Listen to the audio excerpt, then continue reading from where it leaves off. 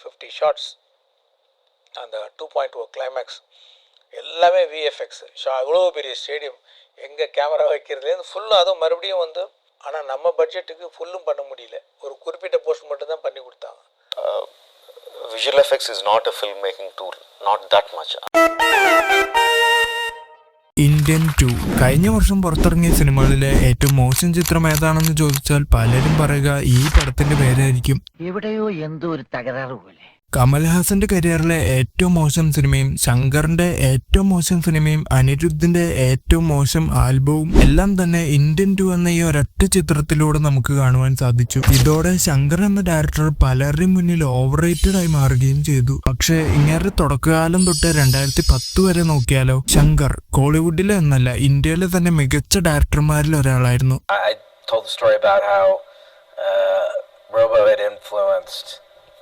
Avengers Age of Ultron, and that there was a sequence that was directly influenced by the end of Robo. Indian cinema അന്നോളം കണ്ടിട്ടില്ലാത്ത അത്ര മനോഹര വിഷ്വൽസും VFX വർക്കുകളും നമുക്ക് വേണ്ടി സമ്മാനിച്ച ഡയറക്ടർ കൂടിയായിരുന്നു ശങ്കർ. ഇന്ന് പാട്ടുകൾക്ക് വേണ്ടി കോടികൾ ചെലവാക്കി ട്രോളുകൾ വാരിക്കൂട്ടുന്ന ശങ്കറിന്റെ പണ്ടത്തെ പടത്തിലെ പാട്ടുകൾ കാണുവാനായി കാത്തിരുന്ന കാലം പലർക്കും ഉണ്ടായിരുന്നു. മാട്രിക്സ് സിനിമയിൽ ഉപയോഗിച്ച അതേ ടെക്നോളജി ആദ്യമായി ഒരു പാട്ട് സീനിലൂടെ കാണികളിലേക്ക് എത്തിച്ചത് ശങ്കർ.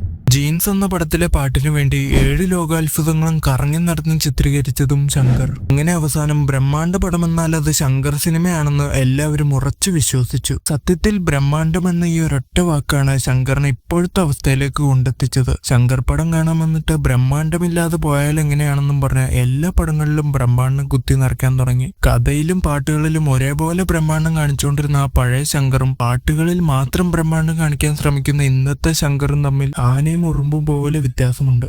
సాంగ్స్ కూడా శంకర్ గారి పాటలు మనందరికీ తెలిసిందే. ఆ గ్రాండియర్ కానీ 75 crores పాటల మీద స్పెండ్ చేసాం. Game changer. 2005-2009 കാലഘട്ടങ്ങളിലൊക്കെ ബ്ലാക്ക്ബെറി ഫോണുകൾ കൈവശമുള്ളവർക്ക് മറ്റുള്ളവരുടെ മുന്നിൽ ഒരു രാജാവിന്റെ വിലയുണ്ടായിരുന്നു. ബ്ലാക്ക്ബെറി ഫോൺസുകളുടെ കീപാഡ് തന്നെയായിരുന്നു അതിന്റെ മെയിൻ കാരണം. പക്ഷെ കുറച്ചു വർഷങ്ങൾക്ക് ശേഷം ടച്ച് സ്ക്രീനുകളോടുകൂടിയ മൊബൈലുകൾ മാർക്കറ്റിൽ ഇറങ്ങുകയും മാർക്കറ്റിൽ അതിന് വമ്പിച്ച സ്വീകരണം ലഭിക്കുകയും ചെയ്തു. ഇതൊക്കെ കണ്ടിട്ടും ബ്ലാക്ക്ബെറി ഒരു മാറ്റത്തിന് തയ്യാറായില്ല. അവസാനം ബ്ലാക്ക്ബെറി ടച്ചും കീപാഡും കൂടി മിക്സ് ചെയ്തൊരു ഫോൺ മാർക്കറ്റിൽ ഇറക്കി. പക്ഷെ ആ സംഭവത്തിന് ശേഷം ഇന്നേ വരെ മൊബൈൽ രംഗത്ത് ബ്ലാക്ക്ബെറിയെ ആരും കണ്ടിട്ടേയില്ല. അതുപോലെ പാട്ടുകളില്ലാതെ തന്നെ നല്ല കിടിലൻ സിനിമകൾ ഇറങ്ങുന്ന ഈ കാലത്ത് പാട്ടിനു വേണ്ടി മാത്രം 20-30 കോടികൾ മുടക്കുന്ന ശങ്കറിനെ ഔട്ട്ഡേറ്റഡ് എന്നല്ലാതെ എന്താണ് പറയുക. ഒരു കാലത്ത് ഇങ്ങേരുടെ പടത്തിലെ പാട്ടുകൾക്കും വിഷ്വൽസുകൾക്കും ഒരുപാട് ആരാധകരുണ്ടായിരുന്നു. പക്ഷെ കാലക്രമേണ ഇത്തരം വിഷയങ്ങൾ അതിരുവിടാൻ തുടങ്ങിയതോടെ പാട്ട് മാത്രമല്ല ഒരു പടത്തിലെ ബ്രഹ്മാണ്ഡം എന്നെല്ലാവർക്കും മനസ്സിലായി തുടങ്ങി.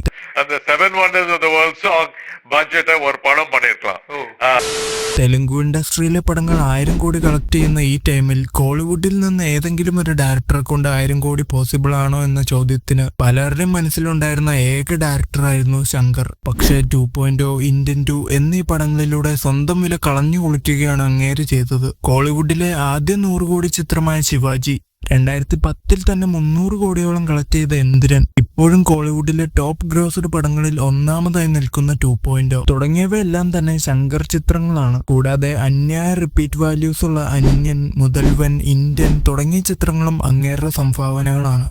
ரஜினி சாரே வச்சு ட்ராக்ல எடுத்தோம். அந்த ஸ்பீட்ல போறதெல்லாம் எடுத்து வந்து உண்மையிலே ரஜினி சார் வந்து பாராட்ட வேண்டிய ஒரு விஷயம். ഈ സിനിമയുടെ ട്രെയിലർ കണ്ട് പുതിയ തരത്തിലുള്ള പരീക്ഷണ ചിത്രമാണെന്നും പറഞ്ഞ് തിയേറ്ററിൽ പോയവരെ സാധാരണ പ്രതികാരക്കഥ കാണിച്ച് പറ്റിച്ചതും ഇതേ ശങ്കർ തന്നെയാണ്.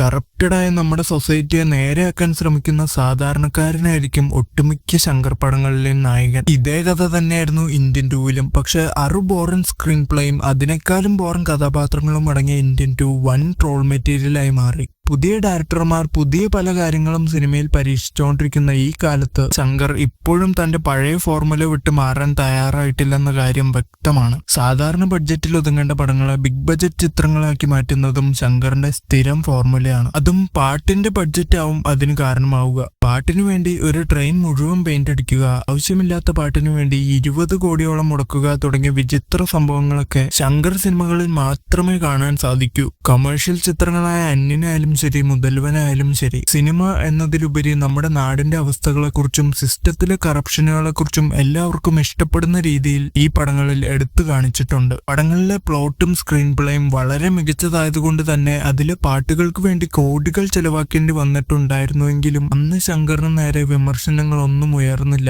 പക്ഷേ ഇന്നതല്ല അവസ്ഥ. മോശം സ്ക്രീൻ പ്ലേയും സ്റ്റോറിയും അടങ്ങുന്ന 2.0, ഇന്ത്യൻ 2 തുടങ്ങിയ സിനിമകളിലെ പാട്ടുകൾക്ക് വേണ്ടി കോടികൾ മുടക്കിയ ശങ്കർ ഇന്ത്യ ഒട്ടാകെ വിമർശനങ്ങൾ ഏറ്റുവാങ്ങേണ്ടി വന്നു. ശങ്കർ എത്ര നല്ല ഡയറക്ടർ ആയിരുന്നിട്ട് കൂടിയും ഗെയിം ചേഞ്ചർ എന്ന പടത്തിൽ ആർക്കും ഒരു പ്രതീക്ഷയില്ലാത്തതിന്റെ മെയിൻ കാരണം എന്തെന്നാൽ ഇന്ത്യൻ 2, ഗെയിം ചേഞ്ചർ ഈ 2 പടങ്ങളും റിലീസാവുന്ന വർഷം വേറെ വേറെ ആണെങ്കിലും 2 പടങ്ങളിലെയും ഷൂട്ടിംഗ് നടന്നത് ഒരേ ടൈം പീരീഡിലാണ്. അതുകൊണ്ട് തന്നെ ഗെയിം ചേഞ്ചർ ഇന്ത്യൻ 2ന്റെ ലെവലിൽ ഉണ്ടായിരിക്കാൻ വഴിയുള്ളൂ എന്നാണ് മിക്കവരും വിചാരിച്ചു വെച്ചിരിക്കുന്നത്. പടം എങ്ങനെയാവുമെന്ന് അറിയില്ലെങ്കിലും ഈ പടത്തിന്റെ കഥ മികച്ചതായി മാറാനും ചാൻസ് ഉണ്ട്. അതിന് കാരണം ഈ കഥ എഴുതിയിരിക്കുന്നത് കാർത്തിക് സുബുരാജ് ആണ്.